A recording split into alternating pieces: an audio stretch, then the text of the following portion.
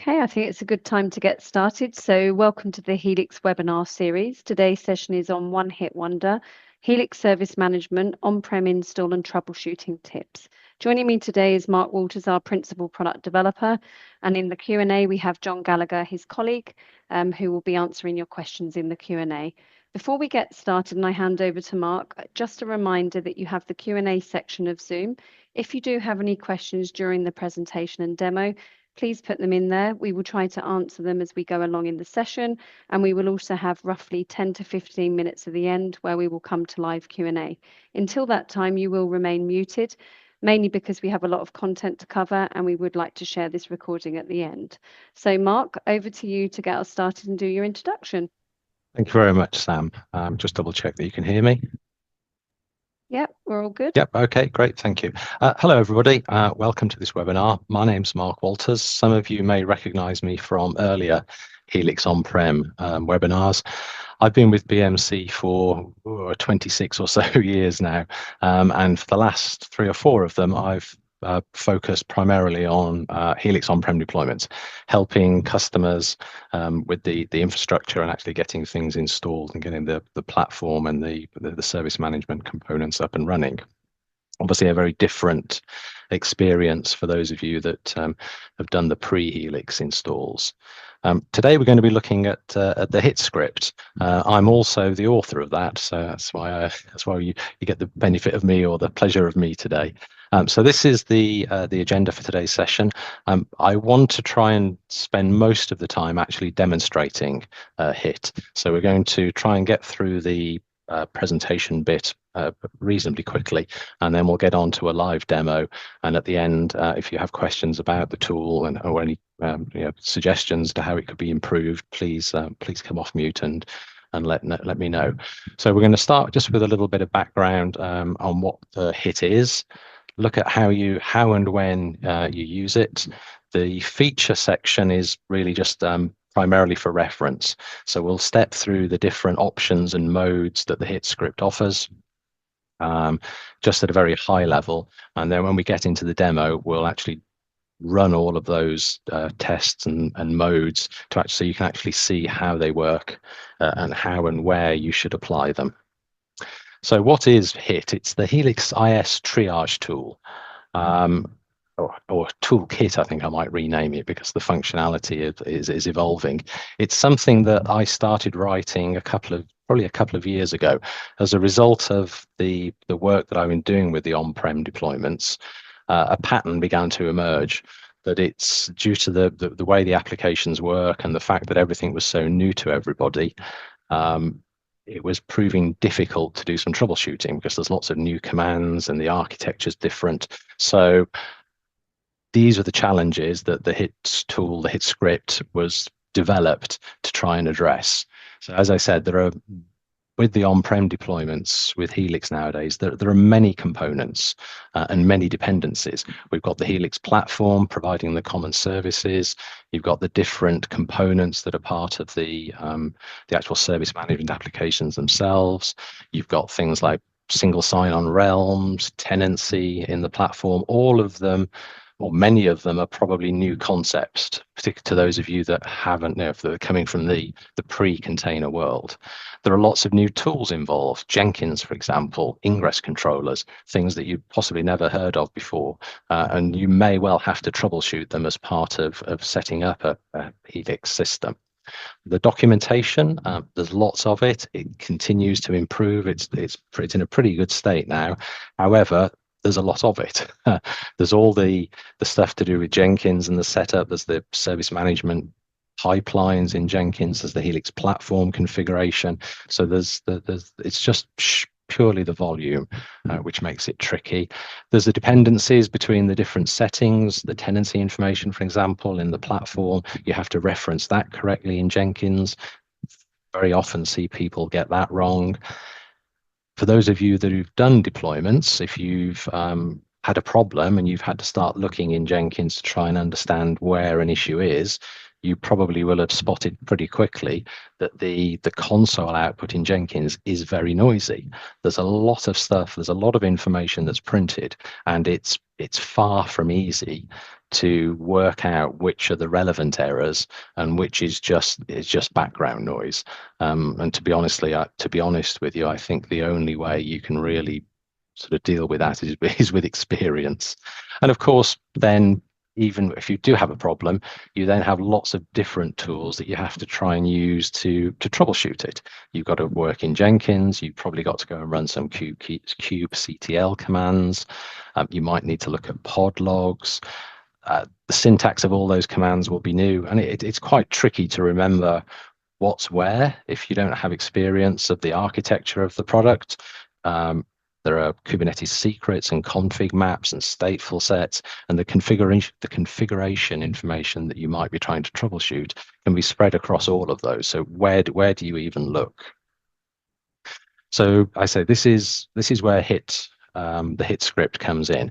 So when I started writing it, I started because we kept seeing the same problem over and over again, I decided to try and automate some of the checks that we commonly use, myself and my colleagues, to try and understand a problem. And that sort of built up, more and more checks were added and more framework around it, and that gets us where we are today. So one of the things that I really wanted it to be is easy to use. So it is just a single file that you need to download. So that's the minimum, just one file, that's all that's needed. And it's just a few simple command line options to actually get it to do its job. You don't have to create a great big configuration file. It will prompt you for the minimum bits of information that it needs. You can add some more if needed, but the 4 bare minimum, 6 if you include the Jenkins credentials, are all you're asked for them, and the configuration file is automatically created. The rest of the information is discovered from your system. So it goes and reads the secrets, the URLs, all of the other data that it needs. So wherever it can, it goes and fetches those itself rather than having you fill out a massive configuration file with all the details. The output that you'll get from it, I've tried to make it as nice and concise and useful as possible without being overwhelming. Hopefully, when you run it, you don't get too many problems, but that's the idea. And also, as we'll see in a little while, there's different types of output warnings and errors, and that they have different meanings. As well as that, another log file is created, or a log file is created. For each of the errors that's identified or discovered, it will log a slightly more detailed cause than the error message that you get from running the script directly. It will record the impact. So what's the effect that the error will cause? Will it stop the deployment? Is it something you need to worry about? And where possible, there's also a suggested remediation. So it'll give you at least a hint as to what you need to go and do to fix the issue. And then finally, everything that the HITT tool creates gets automatically zipped up into a log file, into a zip file that you can send off to BMT support if you get to that point. So the HITT script can be used, or should be used, in a number of different places. It's not just a one-time thing. It's something that you will use again and again during your deployment. Try and identify and first of all to identify any issues, and then once you fix them, you can come back and use HITT again to make sure that those errors have disappeared and have been resolved. So there are three main stages during the deployment process where HITT's used. So in all cases, they sort of build on each other. So you have to have the Helix platform installed. You have to have decided on your IT or your service management, customer service and environment values, particularly because those are used for the certificate generation and for your product aliases that are used for the URLs. So that all has to have been decided and configured before you can start. And with the Helix platform, you should have created, or you must have created, the SSO realm that the service management apps will use. So that's the first case, and there's a set of post Helix platform checks that are run there.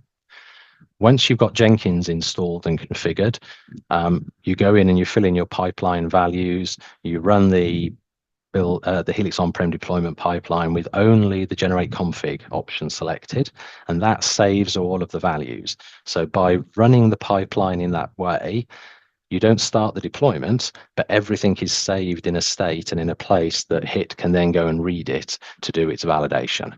And then in the third main mode, if you like, is for post IS deployment. Once you've got everything finished, you can use it to do a couple of simple health checks to make sure that everything is looking correct. And maybe further down the line, if for some reason you've had to run the Jenkins pipeline in a service mode and something's gone wrong, you can use it in the post-IS checks to make sure that things like your CA certs file that's a secret that's in the cluster is still valid, and a few other checks which we'll see a little bit later. So in terms of the overall timeline as when HITT's used, this is the sort of stage by stage. So starting on the left there, as I say, you're expected to have installed the Helix platform. The Helix platform has its own health check tool, that previously or known as the HCT. That's now, as of at least 25.2, if not 25.1 version of the platform, that's actually downloadable from EPD as well. So that's included with the product. So you use the health check tool during the preparation and installation of the Helix platform component. Once that's done, create your SSO realm. I think in the documentation that's setting up the installation environment. It's that section of the docs. That's where you configure your the authentication mode, and you set some tenancy information. After that, you can use the first time you can use HITT is in this post HP mode, so post Helix platform, and that will make sure that the platform is running. It'll check RSSO, it'll go and check the realm, it'll do various other things, just to make sure that the platform installation looks like it's in a state that you're ready for Innovation Suite IS deployment.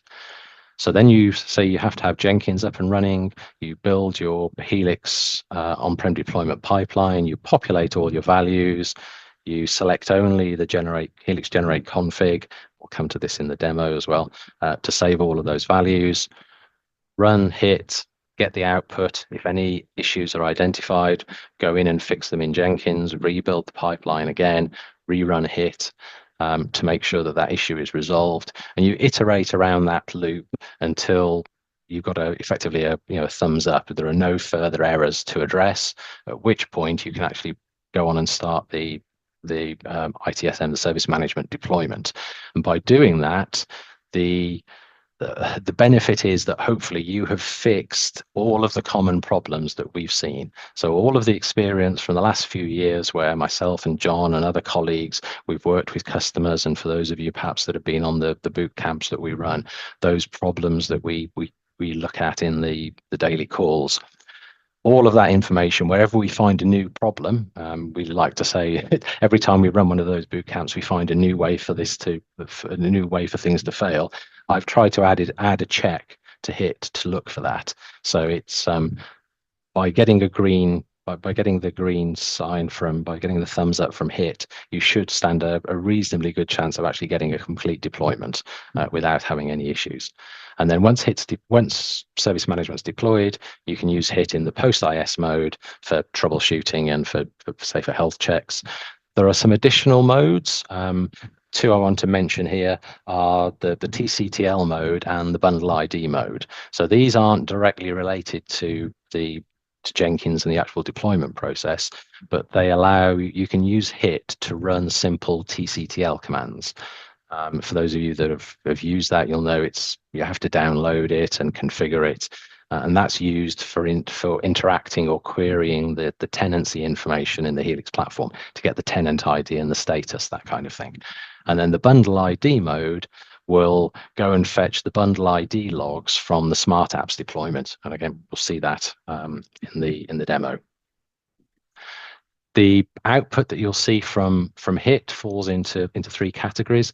There's information, so we log, print out version information, the version of the platform that's found, its size, the version of Kubernetes that you're using. So just really for context. So it's helpful from a troubleshooting point of view, perhaps when it comes to support, or if somebody's watching you do it, if something doesn't look quite right, that's sometimes quite helpful. Then you get warnings. So warnings are things that may be a problem, but probably there may be a good reason why the values or the settings are different than what's expected. The best example I can think of here is the Helix platform deployment size. So if you're just doing a service management deployment, we have these ITSM compact, ITSM small, ITSM large sizings that you would use. But if you're deploying other ITOM products, you'll use a different range, small, medium, and large. So HITT will point out that for example, your Helix platform deployment size is small, whereas we'd probably expect it to be ITSM small. There may be a good reason why you've done that, but it points it out because if you have made a mistake, you're going to be using more resources than are necessary. So warnings are things that you want to have a look at, but may be perfectly fine. Errors are things that need to be addressed. So these almost certainly will either result in a deployment failure and you having to rerun pipelines and in the worst case, reset your environment, or they will result in something not working after post-deployment. So you might not be able to log in, for example, if the CA certs were wrong or one of the passwords or the tenancy was incorrect. So warnings, double check, errors you need to fix. So this section, I'm just going to briefly go through the different modes at a very high level, and then so we'll dig into them in more detail when we get into the demo. If you only take one thing away from today, it's this URL. So the HITT script and its documentation hosted on the website that's linked from this URL, this shortened URL. So cut and paste that, make a note of it. That's where you go to get started. That has the download instructions and the how to actually run the program. So that's the most important thing. Initial setup, as I say, one of the aims of this script was for it to be as straightforward as possible and require minimal configuration. So you can download and install it with one single line. So we'll cut and paste that in a minute and use it in a terminal session, and you'll see, assuming of course that you have internet connectivity. If not, you'll need to download it and transfer it. It's a bash shell script, so it is just text. So nothing, you can go and read it if you want to and see what's in there. When you run it for the first time, it will prompt you for 6 bits of information that it requires. The Jenkins credentials are optional. If you've set up your Jenkins without authentication, you just press return and that's fine. You can have the blanks. If you do need to change anything, you can go and edit the hit.conf. And if you need to reset, if you make a mistake, just delete the hit.conf and rerun it and you'll recreate it. So again, at high level, those modes. Post HP mode, run after the Helix platform is installed and SSO is configured. It will check things like SSO, report the tenant information, make sure that the AR services are installed, tests that OpenSearch and a couple of other services within the platform are responsive, and validate that your SSO realm settings are correct and consistent with the customer service and the environment values that you provided in the hit.conf. Jenkins configuration mode. Not generally used, but the reason it's there, the Jenkins checks that it runs are always run in pre-IS mode, but the reason I've broken it out as a separate configuration is that perhaps you've installed Jenkins and the configuration hasn't been done correctly, and you can't actually run the on-prem deployment pipeline. You can't actually get to the point where you can use HITT in pre-IS mode because you can't save the values. So you can run just the Jenkins checks on their own to check things like the pipeline libraries, the credentials, the plugins, all of that kind of thing, to make sure that your Jenkins is correctly configured. So if you can't get the pipeline to run, that's a pretty good place to start. But as I say, they are also run in pre-IS mode. So that's also useful perhaps if you're reconfiguring Jenkins, you can quickly check that everything's in place. As I said, the main pre-IS mode, before IS, ITSM, service management, whatever you want to call it. This is where all the bulk of the work's done. So this is, there are as of today, there are more than 150 different checks that are run. So this is things like missing values, inconsistent values, wrong values, where you've got the wrong tenant, for example, compared to what's in your Helix platform. It checks DNS, certificates, In pre-IS mode, it reads its data from the cluster, from the Helix platform that's already deployed. It does that every time because we need things like the RSSO URL and other credentials to do some checks later on. But it reads its pipeline values from Jenkins. It uses the Jenkins REST API and gets its data from there. Post-IS mode for after deployment, very similar to pre-IS. Big difference is it's now fetching a lot of that configuration information. Instead of reading it from Jenkins, as in what you want to do, it goes and fetches it from the cluster. That's what's already been done. So it'll go and fetch the CA certs secret from the Innovation Suite name, from the IS namespace, and make sure that that's still valid. You haven't accidentally replaced that by running the pipeline and forgetting to attach your CA certs. And it goes and makes sure that things like the support assistant tool is correctly configured. It'll report the licensing status of the server, that type of thing. There are some optional DB specific checks that can be run. We'll maybe have a look at those at the end. You need to download, there's a second file that you can download from that website, which is a DB jars file. That contains the extra code and modules that are necessary for making database connections to do things like check the database version and the database credentials. The reason that they're broken out into a separate download is that in many cases, customers, you don't have connectivity from the deployment engine to the database. Database is off in a data somewhere behind a firewall. You're very sensibly protected. So that's optional. You don't have to run that. If you download the file and HITT finds it, it will try and run the tests. But one of the other things with HITT is when it encounters an error trying to do something, where possible, it will just log that and then skip any subsequent tests that are dependent on that result. But it won't just fail. It may do, it shouldn't do, but that the DB jars, if the file's found, it'll be used. If it's not, it just won't attempt to run those tests. And then, as I say, we've got this TCTL mode, which is just some simple get tenant, get service, that type of thing. Much easier to use than trying to download and actually use the TCTL tool itself, at least in my opinion. Give it a go if you're ever asked to run TCTL. And then the bundle ID mode, for getting the bundles. Again, we'll have a look at that in the demo.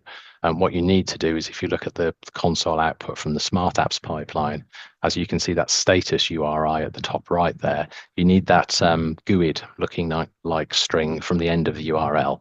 By running that with the -B option, you'll go and get the bundle logs. And the advantage of the reason that's in here in HITT is because otherwise, to get those logs, you've got to understand how to use the REST API. You're going to have to get a shell in the possibly get a shell in the platform pod. You're going to have to get your JWT authorization token. You're going to have to format your curl command with the correct headers, all of that kind of thing. It's perfectly doable, but it's one of the benefits, I think, of using HITT is that it takes away, you don't have to remember all of the obtuse syntax for all these different commands and all of the options that you have to add and where to go to find things. You give it the minimum information and it will go and do the rest for you. Right, so let me switch over now to, I want to start here. So this is the website, the HITT website. This is where that bit.ly link will take you. So on this page, you will find the full description, the details about the configuration. Much of what I've just talked about, how to use it, is all detailed here if you want to have a read through. It includes at the end some extra information about a few other extra command line options for debugging and things like that if you're interested. But the main thing it's got in the quick start right at the very beginning is the commands to download it.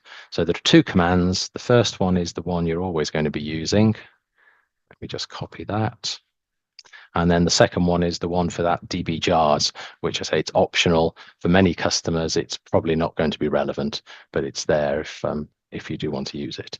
So we've got here, this is one of a couple of machines that I've got access to today where that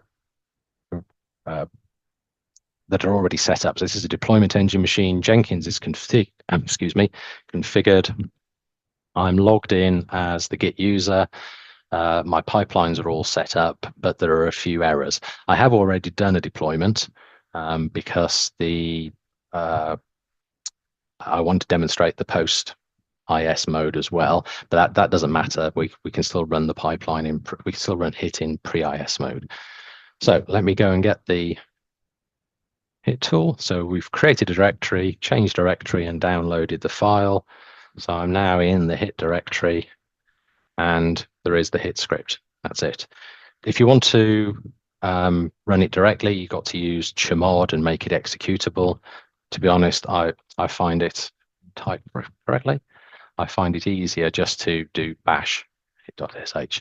So the first time you run it, it will prompt you for there's bare minimum 6 pieces of information that it needs. So your Helix platform namespace, number 4, my Helix IS namespace, I guess, number 3, my customer service is Helix, and my environment is ITSM.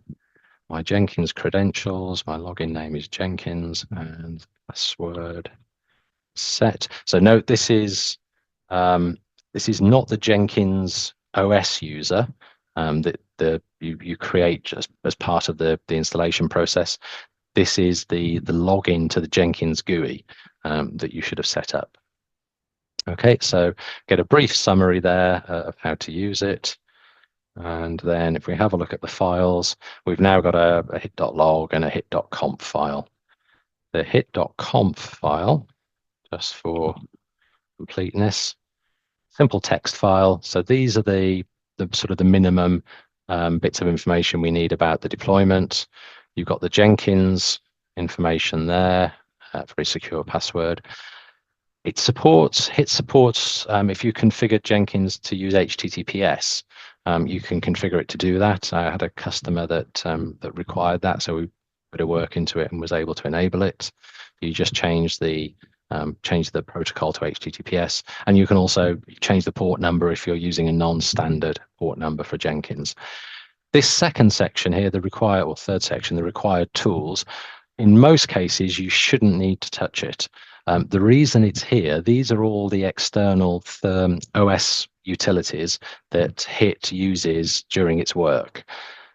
Most of these are installed as part of the deployment engine setup, so they should already be in the path. The one that you might be missing is the netcat NC, so you might have to go and manually install one of these components.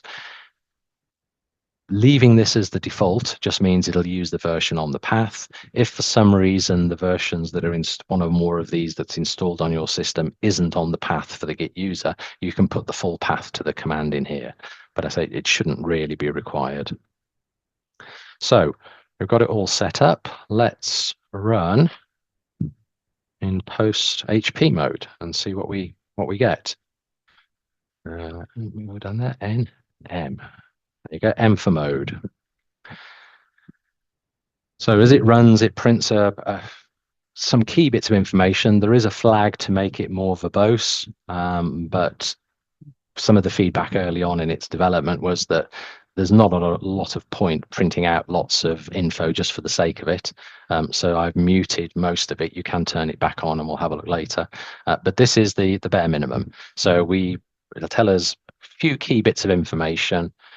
Tells us which mode we're running in, checks for the tools. So we're using Kubernetes version so-and-so, kubectl version, Helm version, the version of the deployment engine OS, and the Helix platform and deployment size that it's found. For each of these messages, the sort of status lines that are printed, the section headers, there's more the checks are run after that. In many cases, it won't print out anything unless there's a problem found. There is stuff going on, and you can turn on more verbose output, but these are the things that I think are quite useful to retain. So there are a few bits of info that are printed. Now, you can see we've got one error and one warning. So the errors and warnings are printed out in line as the script is run.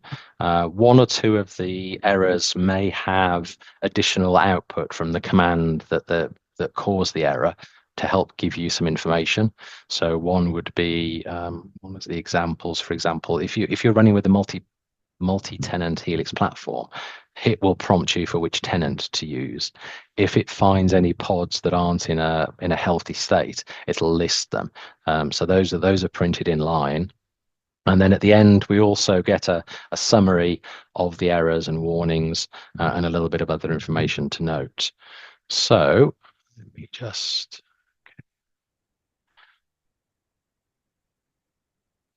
So say we've got one error and one warning. The warning, as I said earlier, is something that probably isn't a problem, but we'll have a look and just confirm and double check that that's okay. So in this case, it's telling us that the Helix portal alias isn't found, is missing from the application domains list in the SSO realm, but that's fine.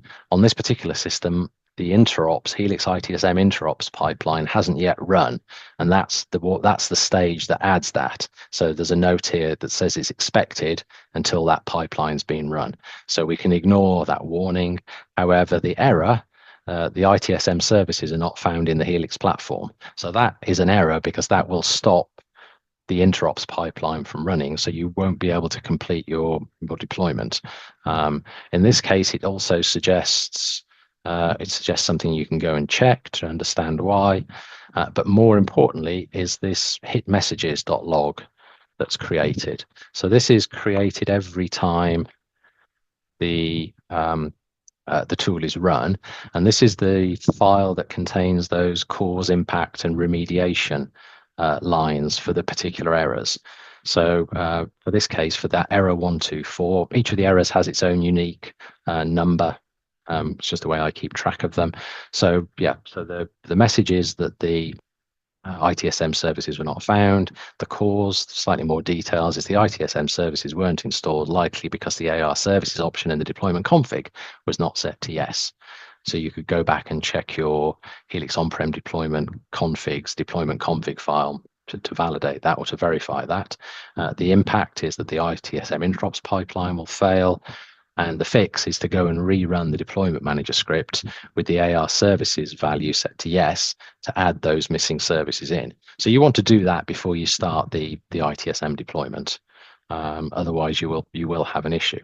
And then the next thing there is that as I said, the alias is missing from the application domains, but that's expected in this case because the interops pipeline hasn't yet been run.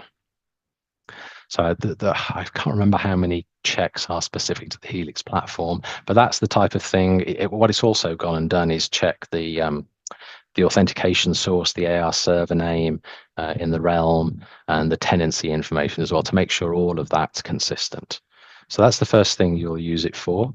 Now, in this case, I know that the Jenkins that I'm using has a problem. It's not correctly configured. So I'm going to use the Jenkins mode specifically. Right, so we've got multiple problems here. One or more of the Jenkins nodes is offline. The credentials are not set to the same value. And one of the pipelines, one of the global pipelines is not correctly configured. What you may also find sometimes is that some of the errors that you get are the result of an earlier error. So in this case, or another error, perhaps not earlier. So this offline Jenkins node, that's almost certainly the result of one of these Jenkins credentials not being correct, because the Jenkins, particularly the Git Jenkins correct credential, is used by the SSH connection to bring the node up and online. So it's likely that that 193 error is a result of the 230. And then the load implicitly is just something that somebody's missed when they were configuring the pipelines. Bash HITT suggests there's a command that you can run to help understand more about this error. So let's have a look, see what it tells us. So it prints out the username and passwords for the Jenkins credentials. And lo and behold, you can see that one of them is wrong. So they should all be set to the same value, and they should be set to the password of the Git user. So let's jump into Jenkins a moment. Go and have a look and fix these. So, sorry, we've got 3 errors to address. Let's start off with the passwords one, 230. So it's the credential with the ID of Git that's wrong. So let's go to Manage Jenkins, sign in again.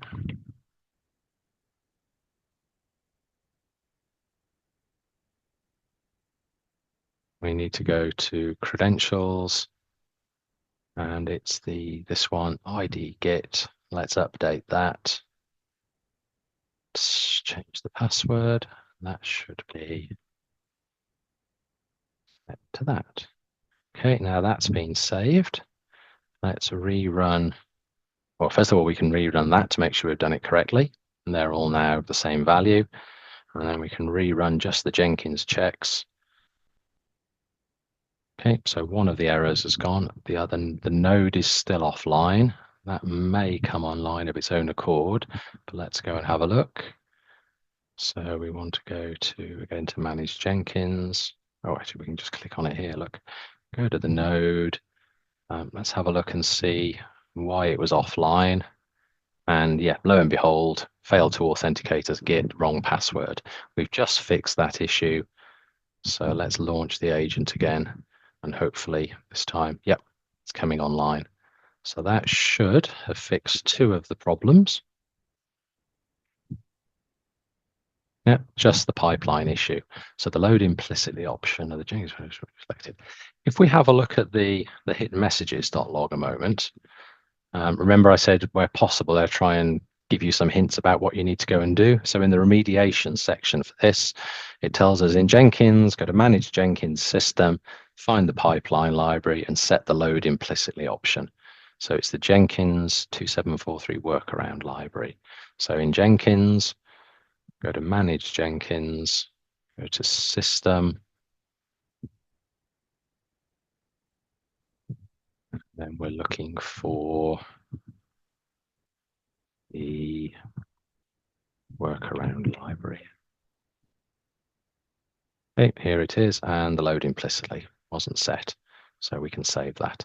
So that's now, I say that should now fix the problem, run it again, and no errors found. So we can hopefully be reasonably certain that everything's done. So the next thing you would do is go and build your on-prem deployment pipeline, Helix on-prem deployment. Rebuild the last run of that. So you populate all of your values. The important thing to note, remember to attach your CA certs if you need to use one. The important bit, or what I recommend, is here in the so this is 25201. So the layout of these Jenkins, this Jenkins pipeline screen has changed. In the previous versions, this section was called product deployed. It's now called pipelines. But these are the individual product deployment pipelines that are run to actually do the deployment. So when we come to start the process, we will need to select these others. But at this point, we only want the generate config pipeline because that's the thing that allows us to save all of the values for HITT to be able to use it. So let me click on that. That'll take about 30 seconds or so, I think, all being well. You can see the previous version, the previous build here failed. That was a result of those Jenkins issues that we had. So if you get that type of problem where you can't complete the build of the pipeline, go back and use the Jenkins mode on its own to validate all of your settings. So while that runs,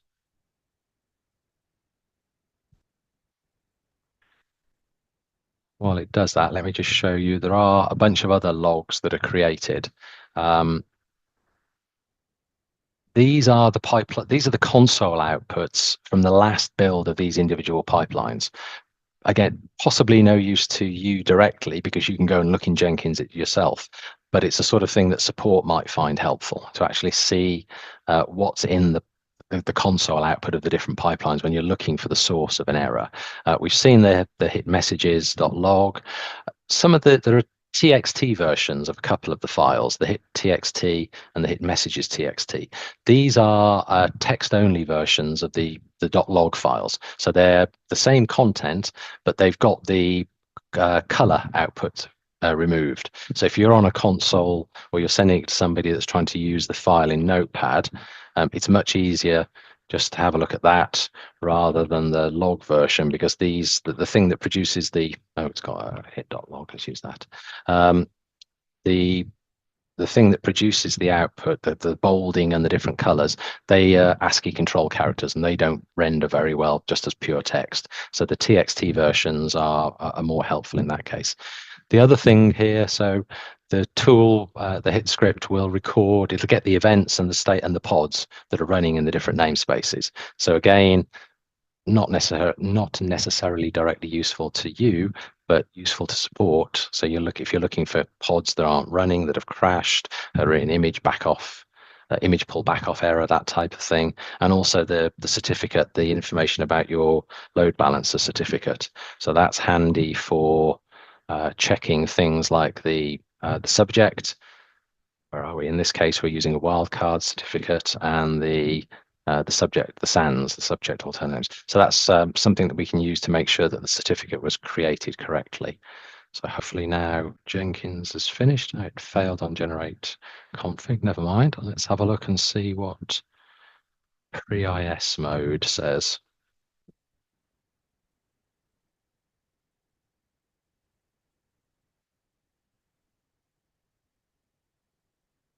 So here it's running the post HP checks and the Jenkins checks again. I say because it's just easier to have the whole sort of thing build up in stages to be able to work. So let's have a look what's wrong. Okay, so yeah, the reason the generate config pipeline failed was because of this. The cluster, it's not a valid context. So here's an example, as I said earlier, of the command that results in the error printing some additional output.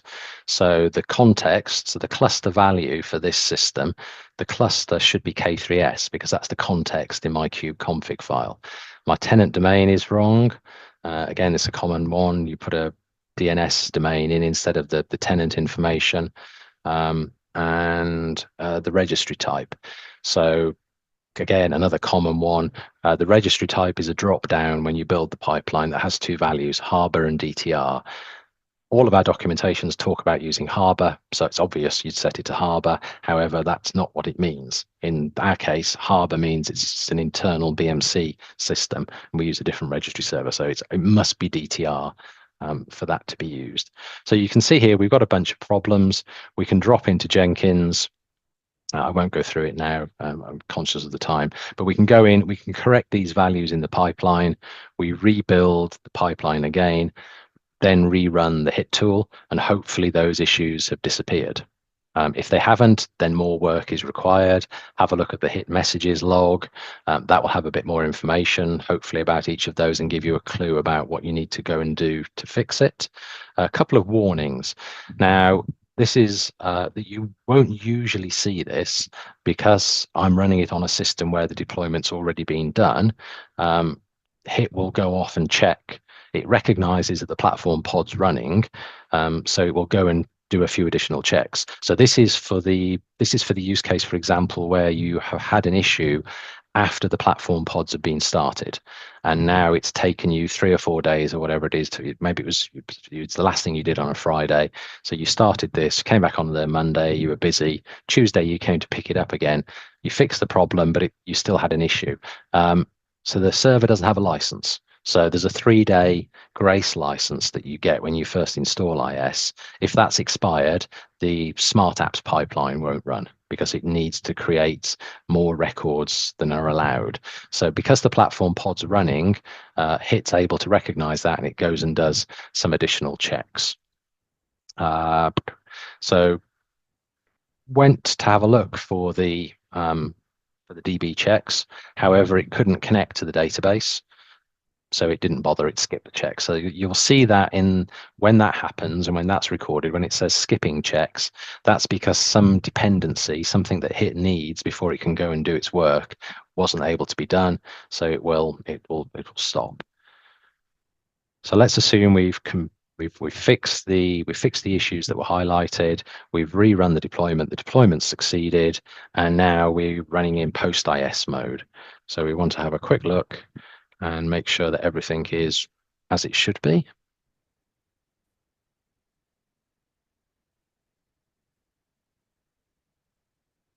Okay, so we never got around to fixing the AR services, so we know the interops pipeline hasn't run, but nevertheless, all of the other things should be okay.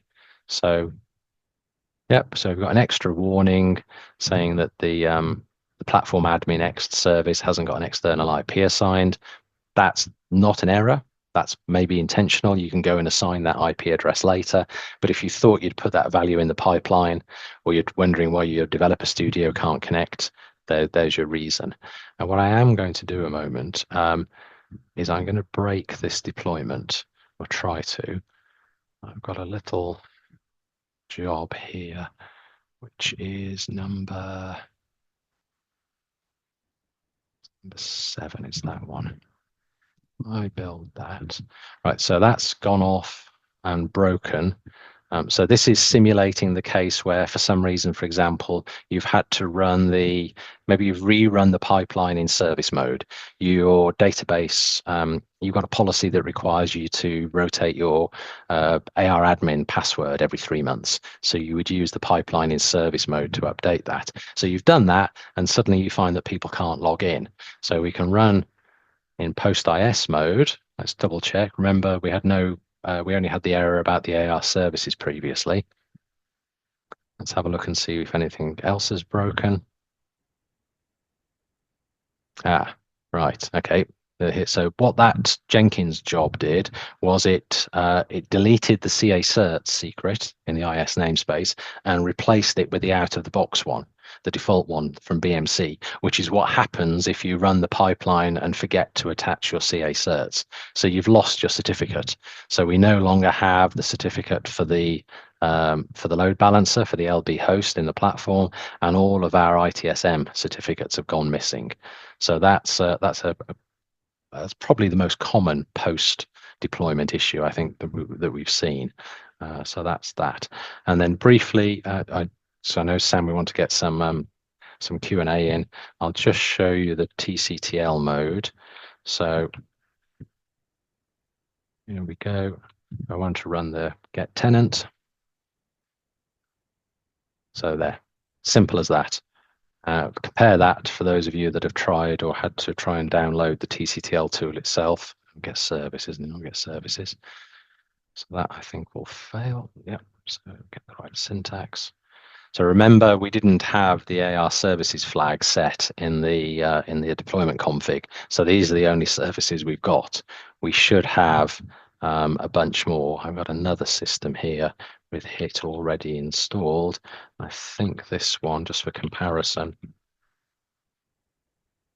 should have, oops.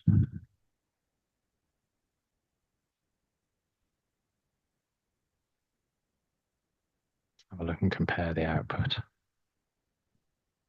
Yeah, so there you go. So these are all the additional services that are installed in the Helix platform by that AR services flag, and these are required for the interops pipeline to complete.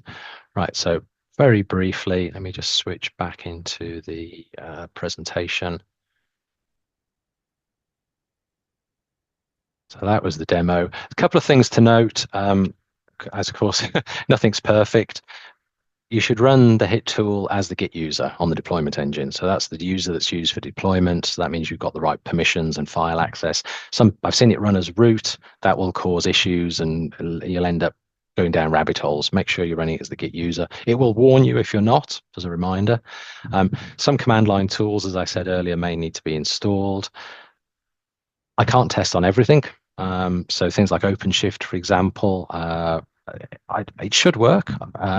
If you find a problem, let me know. We'll try and fix it. That's happened a few times, but there's a limited range of things it's tested on. It makes no changes to your system. It's benign. There's no harm in running it, but you may get some errors that prevent it from working properly. There are some cluster permissions. I know I've come across customers where they're very tightly tied down and they can't do things like enumerate the namespaces. That will, as I said earlier, not necessarily cause an error, but it means that HITT can't do all of the checks it's capable of because it's missing some information. And it is software. There will be bugs, of course. So if you find a problem, let me know, and I say we will try and help to fix it. Some references. Remember that first URL That's the one to get you started. Product documentation, and also point out, please, this communities group, the Helix Containerization Community Group. If you're not a member of that and you're doing anything with Helix on-prem deployment, go to the community. It's a private group. It will be listed. Just request to join, and there are questions and experience from lots of other customers who've been doing that. And hopefully you'll be able to get some help and some feedback from BMC as well through that. Right. Thank you very much. Time for some Q&A, Sam. Well, John's done a good job of answering the Q&A or questions as we were going along, so we don't actually have any questions, or in fact, I think one's just popped in now. So the question comes from Saya. When upgrading from PCS 23.2 to 24.1, would the HITT tool check the config file for the switch from Elastic to OpenSearch for entries that could be missing? Great question. Yes, so it would do so. It's a bit of a pain to maintain, but there's a bunch of code in HITT which, because it knows, it goes and gets the Helix platform version, and where we know there's been a change like OpenSearch and the couple of other things. What else have we done? There was a change. So the OpenSearch one, I think, is the big one. So depending on the version of the platform that you're using, Helix platform, your OpenSearch service is it's either an Elasticsearch name or an OpenSearch name. So it will test for that and make sure it's correct. And it will also make sure that one of the other things we did, we upgraded the OpenSearch instance that we provided. So the first thing was a switch from Elastic to OpenSearch, and then we went from OpenSearch 1 to 2. And as a result of the second change, there was a different certificate that had to be in the CA certs file. So particularly for those customers that were upgrading, you had to add a new, either rebuild your CA certs or take your existing one and add the new Elasticsearch certificate to it. And HITT will also check for that. Hopefully that's answered the question, Sarah. If you do want to add anything or ask any further questions, feel free to come off mute. We do have oh, actually, Sarah, can you hear us?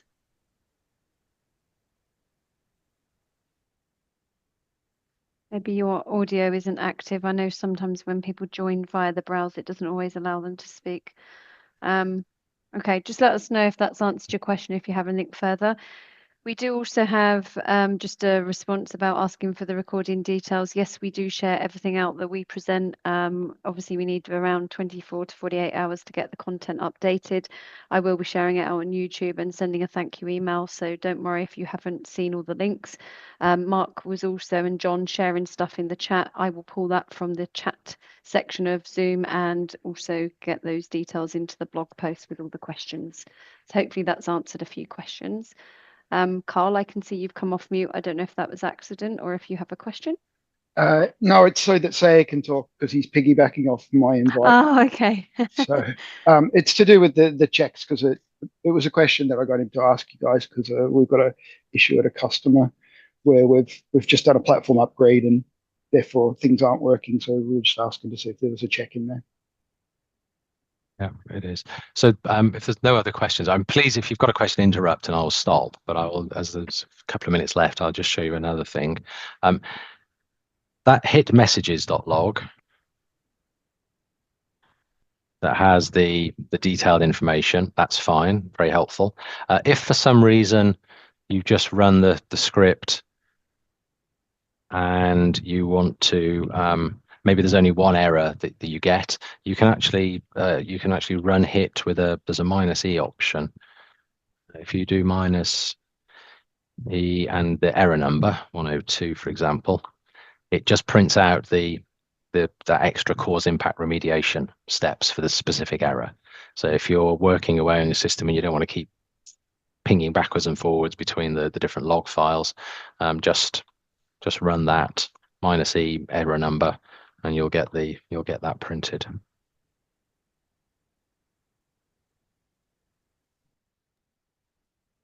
Thanks, Mark. Okay. Any other questions from anyone? Or if you've got them and you want to just come off mute and talk to us, we've got a few minutes left, 4 minutes. Oh, as soon as I say that, another one comes in. Thank you, Martin, for your question. So he's a DBA and he's asking, how does the new Linux install integrate with Windows SQL Server? Any recommendations on how the SQL Server should be set up or would you advise another type of DB? So we support the Helix Service Management supports 3 types of database: Postgres, SQL, and Oracle. We don't have a preference. I would recommend personally that you go with the one that you're most comfortable with. The innovation, the ITSM database is something that you set up externally to the independently of the Helix deployment. If you're using SQL or Oracle, you have to manually restore a database dump. That's how we're, for those of you that remember or have done the previous pre-container installs. If you remember, you had to install the platform, then you installed CMDB, then you installed ITSM, then you installed Smart IT, then you installed whatever else we had at the time. Each one of those steps added, either created in the first case or added more and more information to the database, which was one of the reasons it took so long to do things. For the Helix deployment, to speed things up, and because we're deploying the full stack in one go, we give you a database dump where that's all already been done. That's part of our job when we build the releases. So for SQL and Oracle, you install it manually. For Postgres, you have the choice of installing it manually, or you can allow the Jenkins pipeline. There's an option to do the database restore that's part of that. We don't care what the database runs on, whether it's Windows, Linux, ZOS. I think we had somebody using a long time ago. As long as it's so for SQL, as long as it, as the phrase goes, as long as it looks like a duck and quacks like a duck, then we should be okay. We can use it. So yeah, no, don't express a preference. Use what you are comfortable with and what you're experienced with. I think is the best recommendation or the best advice I can give.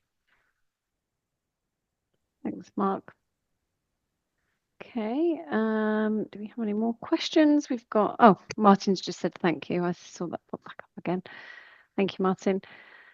Okay, we have 2 more minutes if there is anything else. If not, we will give you back 2 minutes or maybe 1 minute by the time it's changed. There you go.